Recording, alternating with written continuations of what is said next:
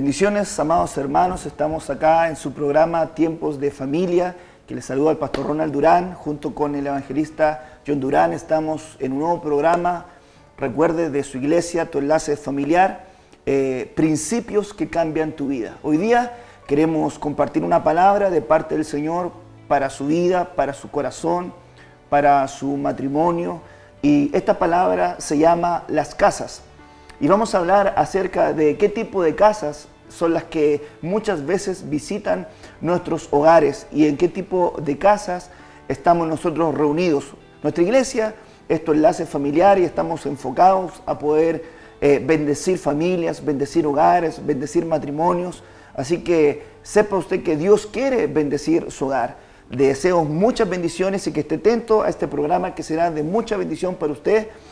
¿Cómo estás, John, hoy día ya en un nuevo programa? Estamos bendecidos, qué bueno poder estar con ustedes, un programa más. Sabemos que este tiempo que Dios nos regala es importante para poder llegar a su hogar. Así que le queremos pedir que pueda estar atento. Una palabra de Dios declarada puede cambiar toda su eternidad, todo su destino. Así que de seguro estamos acá para bendecirle con este tema tan interesante acerca de las casas. Amén. Una de las casas que muchas veces nosotros vamos a ver en nuestro diario andar o en nuestro diario caminar, John, es lo que sale en Mateo capítulo 21, versículo 17. Dice la palabra, y dejándolos salió fuera de la ciudad a Betania y se hospedó allí. Esta palabra, Betania, significa casa de la aflicción. ¿Cuántas casas en este tiempo están en aflicción, crees tú? Yo creo que la mayoría de las casas están en aflicción, de gente que conoce y no conoce al Señor. La mayoría de la aflicción uno la puede notar en una casa de enfermedad. Cuando una familia, cuando un integrante de la familia está enfermo, es una casa de aflicción. Cuando un padre de hogar queda sin trabajo, también es casa de aflicción. Cuando un hijo rebelde quiere abandonar su casa, también es casa de aflicción. Esas son casas de aflicciones que llevan a la desesperación. Sí. Una casa de aflicción es la casa de Egipto. En la casa de Egipto, donde estaba el pueblo de Israel, había opresión, había amargura, había esclavitud, había vejámenes, había situaciones completamente difíciles, complicadas. Y esa casa, también dice la Biblia, casa de servidumbre, donde ellos estaban siendo oprimidos, donde ellos no podían ver el potencial que tenían en Dios. Generalmente muchas personas, hermanos, hermanas, amigos que están escuchando este programa tienen mucho potencial porque Dios te dio la vida con características, con una personalidad, con un carácter a desarrollar, con dones a ser activados, con quizás un llamado importante en tu vida. Sin embargo, no te das cuenta por estar involucrado o estar inmerso en una casa de aflicción. Cuando uno está en medio de una casa de aflicción, generalmente no puede ver lo que Dios quiere hacer. De hecho, al nombrar Egipto, la mayoría del mundo cristiano, ¿verdad?, piensa en Egipto como el sistema, como el mundo se le conoce, ¿verdad? Correcto. Egipto entonces simboliza lo esclavizante. Y la mayoría de las casas se ven hoy afectadas por una palabra que es una crisis financiera, una crisis económica, y eso entonces la gente en sus hogares se ve afligida cuando ve que no tiene trabajo, cuando ve que les disminuyeron el sueldo, cuando aún en Chile mismo hay una tasa de desempleo alta. Entonces la familia dice, estamos afligidos, estamos en crisis. Más en el lenguaje hebreo, Jesús no conocía la palabra crisis. La palabra crisis para el lenguaje de Jesús era tiempo de cambio y oportunidad. Eso es lo que significa crisis. Entonces usted tiene que saber en este día tan importante que Dios nos permite llegar a su hogar, que en esa aflicción es donde Dios se va a glorificar. En esa crisis es donde Dios se va a glorificar. Vendrá un tiempo de cambio, un tiempo de transición y una oportunidad de Dios. Aún en tiempo de crisis hay pueblo de Dios que estará comprando, que estará adquiriendo y que estará poseyendo lo que Dios le ha prometido. Amén. La casa de la aflicción también representa aquel aspecto donde tú no puedes sacar tus mayores niveles, tus mayores desafíos.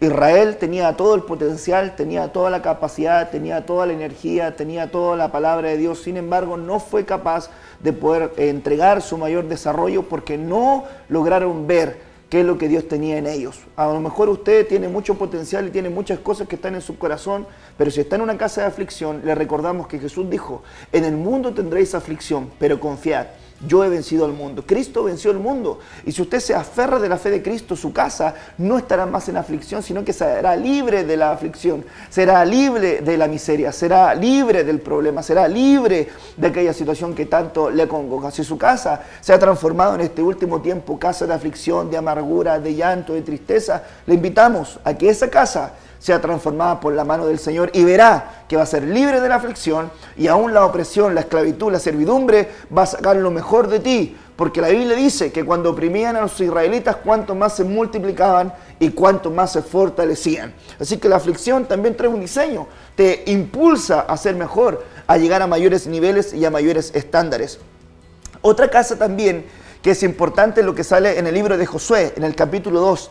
Dice la Biblia, después Josué envió hombres desde Jericó a Jai, que estaba junto a Bet-Aven, hacia el oriente de Betel, y les habló diciendo, subid y reconocer la tierra, y ellos subieron y reconocieron a Jai. La palabra Bet-Aven significa casa de la vanidad. Muchas veces nosotros nos vemos inmersos en casas de vanidades. Hoy día, por ejemplo, John, tú ves que los muchachos quieren tener cierto tipo de ropa, cierto tipo de camisa. La casa de la apariencia. La casa de la apariencia, vivir el auto del vecino. Se compró un auto del vecino, yo quiero el mismo auto. Yo quiero caminar de la siguiente manera. Yo quiero estudiar esta carrera porque está en boga de todas estas personas. Y vemos que entramos a un sistema de apariencias, de vanidades. Un sistema de competencia, claramente. La mayoría de la gente está compitiendo por querer ser más que su prójimo. Correcto. El competir, entonces entra un espíritu de envidia y entonces ya entra un espíritu de un pecado. Sí. El pueblo de Dios no podría estar en esa sintonía. La Biblia generalmente habla por el predicador Salomón que todo lo que está en la tierra, aún hasta incluso los sueños, dice la Biblia que hay sueños que parecen que al hombre son correctos, dice esto es vanidad, porque generalmente los sueños que no están enfocados en buscar algo de Dios, si están enfocados en los sueños del hombre, en buscar algo en su beneficio, querer aparentar más que el otro, querer tener más que el otro, tener un estatus, una posición frente a la sociedad. Más la Biblia dice, para usted que de repente siente que su casa no vale nada, que a lo mejor usted puede estar mirando en este día y usted dice, han pasado los años y no hemos logrado nada. La Biblia dice en el libro de Eclesiastés, y esto usted lo puede recibir en su casa, que para aquellos que esperan en Dios, debajo del sol y arriba de la tierra hay oportunidades de que esto no es del más fuerte, ni del que llega más rápido, el que llega primero, sino de aquellos que esperan en Dios. Ciertamente, si tú esperas en Dios, entonces Dios hará próspera tu morada, bendecirá tu descendencia y tú ya entonces tendrás que dejar de vivir de apariencia. La mayoría de la gente vive de apariencia. Hoy día en la casa de la hipocresía, muchas veces, ¿verdad? Usted va a escuchar esta frase, usted está en su trabajo y llega por la mañana y le pregunta al compañero de trabajo, ¿cómo estuvo tu día? Pero espectacular, me fue re bien. Mi familia, ¿cómo está? Espectacular, no tengo problemas, no me entran balas. Sin embargo, en la noche anterior pudo haber tenido una crisis familiar, pudo haber discutido con su esposa, a lo mejor sus hijos están en la droga, a lo mejor sus hijos están en el alcohol, a lo mejor hay violencia intrafamiliar, a lo mejor están atestados de deuda. Sin embargo, la vanidad, la apariencia, la hipocresía nos hace decir que estamos bien. Usted lo ve en su pueblo cristiano, como le pregunta al hermano, ¿cómo está usted, hermano? Estoy bien, con la gloria del Señor, pero a lo mejor el hermano está en problema, en dificultad. Hermano, si usted está en esa condición, vaya donde su pastor, vaya por un consejo de Dios. ¿Para qué? Para que no viva en la casa de la apariencia, para que no viva en la casa de la hipocresía, para que no viva en la casa de la vanidad. Una de las levaduras de los fariseos era la hipocresía. Una de las levaduras de la gente religiosa es que nunca quiere demostrarse tal cual es, sino que quieren aparentar cosas que no son. Y nosotros no estamos llamados a aparentar. Nosotros, hermanos, estamos llamados a ser verdaderos. Quien practica la verdad viene a la luz, es verdad. Quien tiene a Cristo en su corazón viene a hacer manifiesto su verdadera esencia de lo que Él es. La vanidad no puede estar en nuestra casa. La vanidad tiene que ser desechada en nuestra casa. Otra casa que también visita muchos hogares es la que vamos a ver en Josué, capítulo 12, versículo 3. Esta casa es muy interesante, John. Y el Arabá hasta el mar de Cineret, al oriente, y hasta el mar del Arabá, el mar salado, al oriente, por el camino de Bet-Jesimot, y desde el sur al pie de las laderas del Pisga. Esa palabra, Bet-Jesimot, significa casa de los desiertos. ¿Cuántas familias no se ven pasando por desiertos? Deben ser muchísimas en este momento, incluso usted puede estar pasando por un desierto. Déjeme decirle brevemente que había una mujer que estaba pasando por un desierto terrible y esta mujer se llamaba Agar. Agar significa extraña que huye. Agar vivía en la casa de la estabilidad, que vivía en la casa de Sarai, que era la mujer de Abraham. Sarai no podía tener hijos, dice la Biblia que Abraham le dio un hijo a Agar, entonces luego Sarai presiona a Agar para que huya, y entonces Agar huye al desierto, dice la Biblia, y comenzó a caminar errante por el desierto. Y cuando ella entonces queda embarazada, la Biblia dice que llamó a su hijo Ismael. Ismael significa Dios oye. Y cuando ella lo vio todo perdido, porque dice la Biblia que ella salió con un poco de pan y un poco de agua, la Biblia dice que cuando dejó al muchacho, el muchacho comenzó a llorar, a levantar su voz y ella se comenzó a alejar. En este día, esta es una palabra profética para usted. Cuando usted está pasando por un desierto y siente que ya está todo perdido, siente que no hay esperanza de nada, Dios te dice en este día: yo voy a hacer que la promesa se haga escuchar, yo voy a hacer que Ismael crezca, yo voy a hacer que Ismael comience a llorar. Y en este día yo le he venido a declarar a su vida, a su familia, a su casa, que su promesa en su familia va a crecer, Amén. que usted dejará de vivir en desierto. Pero hay una noticia más interesante. La Biblia dice que en ese momento Dios abrió los ojos de Agar y en medio del desierto ella vio una fuente de agua. Y eso es lo que tú tienes que saber en este día, que el peor momento que estás viviendo será transformado en tu mayor ganancia, que Dios tiene una fuente de agua abierta para ti, aún en el desierto que estás viviendo. Hay algo muy importante también a entender, que los desiertos, cuando el pueblo de Israel toma la figura de que él está en esclavitud, el desierto representa el camino del peregrinaje. Y la Biblia dice que en toda angustia de ellos, Él también fue angustiado. Hoy día nosotros tenemos un Dios que se complace, hermano, en caminar con nosotros, en ayudarnos en nuestro peregrinaje, en nuestro caminar. Hay muchos cristianos que se ven transitando estos desiertos de manera solitaria y de manera triste, porque no tienen el apoyo, porque no tienen la compañía, porque no se sienten amados.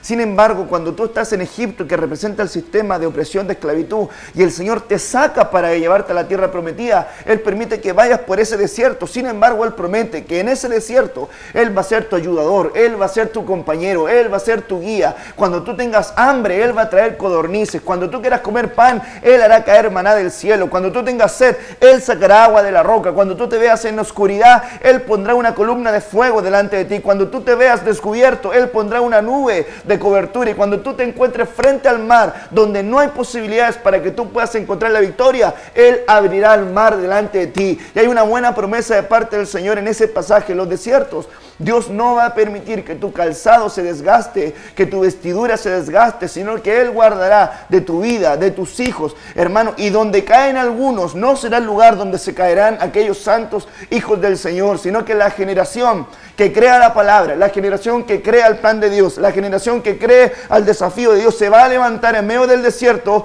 y va a tomar Canaán, que es su tierra prometida. Es tiempo que, si tu casa está en el desierto, te levantes. Te animamos a que te levantes de la casa del desierto, a que emprendas el camino a la casa de Canaán, a la casa de la bendición, a la casa de la miel, a la casa de la leche, donde Dios tiene provisión, donde hay ciudades fortificadas que tú no creaste. Sin embargo, Dios las tiene reservadas para ti. Está tu casa en aflicción, sé libre de la aflicción. Está tu casa en la vanidad, sé libre de la vanidad. Está tu casa en el desierto, crea a Dios que tiene el poder para poder sacarte en medio de los desiertos. Amén. Qué tremendo es saber que Dios tiene el poder para bendecir nuestra vida. Otra de las casas, John, que vemos afectadas en la vida cristiana, en la vida de amigos, en la vida de familias, es lo que dice Deuteronomio capítulo 34, versículo 6. Dice la palabra: y lo enterró en el valle, en la tierra de Moab, enfrente de Bet Peor, y ninguno conoce el lugar de su sepultura hasta hoy. La casa de Bet Peor significa casa de la brecha. ¿Qué nos puedes decir de esto, John? El apóstol Pablo dijo en el libro de Efesios: no deis lugar al diablo. Generalmente cuando se abre una brecha es por una pequeña puerta que se abrió. Salomón dijo, son las pequeñas zorras las que se comen las viñas. Entonces son las pequeñas cosas que de repente en el hogar, porque un padre la permite, entonces comienza el diablo a destruir. Recuerda que la Biblia dice en el libro de Juan 10:10 que el diablo vino a matar, a robar y a destruir. Jesús dijo: he venido para que tengan vida y vida en abundancia. Yo siempre, cuando me toca predicar acerca de la familia, digo que es bueno que los padres estén involucrados en lo que hacen los hijos. porque generalmente un flagelo muy fuerte que está golpeando los hogares es el internet.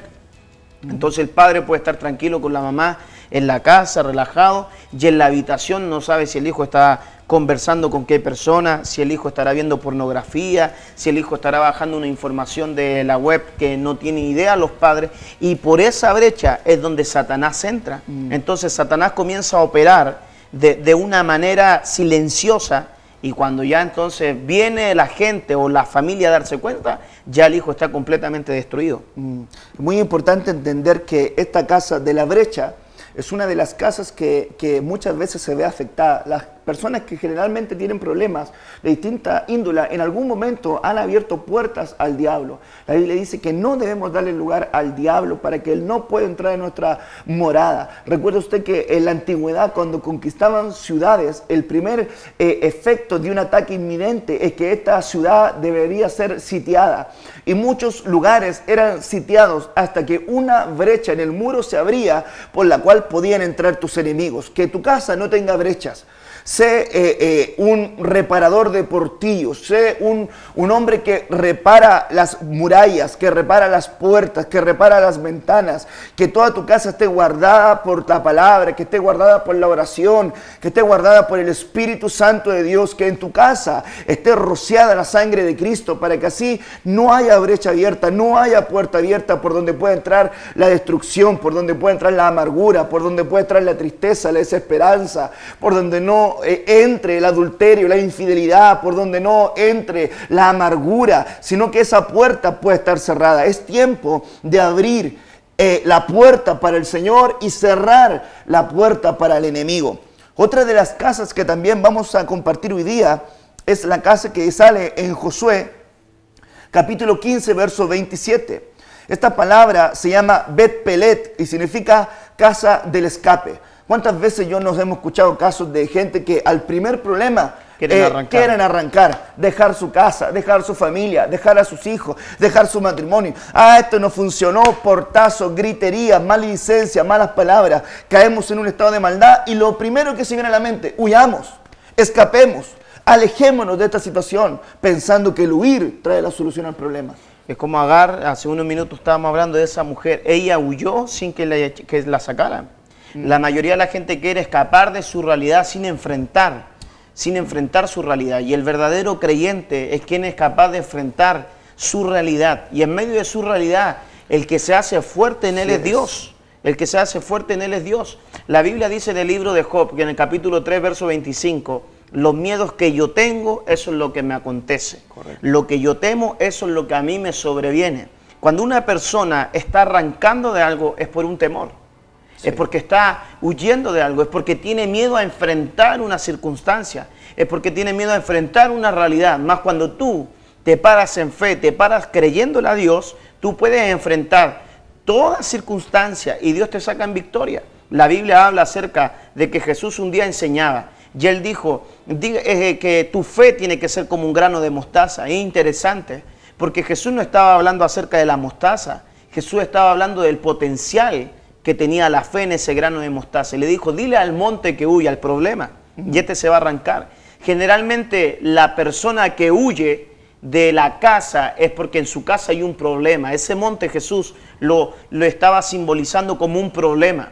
Si tú no enfrentas tu problema con tu fe, entonces no vas a poder salir adelante. La Biblia dice que el justo por su fe vivirá. No está hablando por la fe de otro, está hablando por la fe de uno. Es importante que tú no arranques, sino que con tu fe tú puedas enfrentar lo que estás viviendo. Amén. Qué tremendo palabra de parte del Señor. Otra de las casas que vamos a ver es la que sale en Lucas capítulo 19, versículo 29. Dice la palabra así: y aconteció que cuando se acercó a Betfage y a Betania, cerca del monte que se llamaba de los Olivos, envió a 2 de los discípulos. Esta casa significa casa de los hijos tempranos. ¿Cuántas veces yo he escuchado que hay matrimonios que tienen problemas porque a lo mejor la niña en su etapa de adolescente, juventud, quedó embarazada por algún error que cometieron en esa etapa, ¿verdad? Lejos del Señor, o definitivamente muchas circunstancias que se dieron que llevaron a que visitaran hijos tempranos. Sin embargo, cuando pasan los años, vemos que esa casa está visitada por ese problema. Siempre es recurrente. Es decir, yo me tuve que casar porque te dejé embarazada. Yo tuve que formar esta familia porque llegaron estos niños. Yo no cumplí mi sueño. Yo no logré estudiar. Yo no logré avanzar. Yo no logré cumplir esta meta. Por ti estoy así fatalizado. Me está yendo mal porque llegaron estos hijos a edad temprana. Sin embargo, la Biblia dice, herencia de Jehová son los hijos y fruto estimado del vientre. Si hay un hijo que tú has recibido en la etapa de juventud, dice la Biblia, bienaventurado es el hombre que llena su aljaba de ellos, porque cuando estén las puertas, tus hijos te van a ayudar. Tú tienes hoy día flechas que están en tu mano. Casa de hijos tempranos. ¿Qué puedes decir, John, acerca de esto? Yo me pongo a pensar en este momento en aquellos hijos que nos están viendo, que ellos recibieron en algún momento la información de su padre al decir, tú fuiste un hijo a temprana edad. Y a lo mejor el papá, la mamá le pudo haber dicho a ese niño que nos está mirando hoy, por ti no hemos podido avanzar, por ti no hemos podido lograr las cosas, y a lo mejor tú que nos estás mirando en este día te sientes culpable.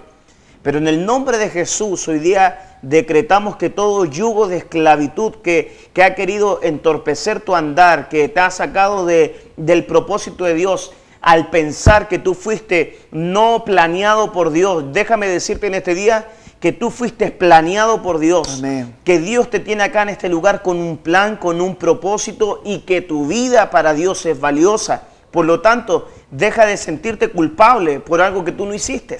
Fue Dios que lo permitió y Dios te sacará en victoria. Esa tiene que ser tu seguridad, esa tiene que ser tu confianza. Pero más sobre eso es pensar cuando los padres dicen, yo no creo que pueda avanzar porque los hijos a temprana edad obstaculizan el progreso de la familia, porque tú sabes que un hijo genera gastos, se enferman, es un alimento más en el hogar, entonces las familias se van viendo golpeadas por eso. Lo que no entiende esa familia es que tiene que saber hoy día por la palabra que todo lo que estás viviendo es permitido por Dios. La Biblia dice en Job, no hay despropósito en Dios. Si Dios permitió que eso ocurriera, es porque hay un propósito de Dios detrás de eso. Amén. Otra casa que también sale en la Biblia, sale en Lucas capítulo 9, versículo 10, dice, y cuando los apóstoles regresaron, dieron cuenta a Jesús de todo lo que habían hecho, y él, tomándoles consigo, se retiró aparte a una ciudad llamada Betsaida. Betsaida significa casa de la trampa. Hay algo que ocurre en este tiempo, la ofensa. Tú sabes que en el griego la palabra ofensa significa trampa, y significa como aquella trampa que es capaz de cautivar a un animal.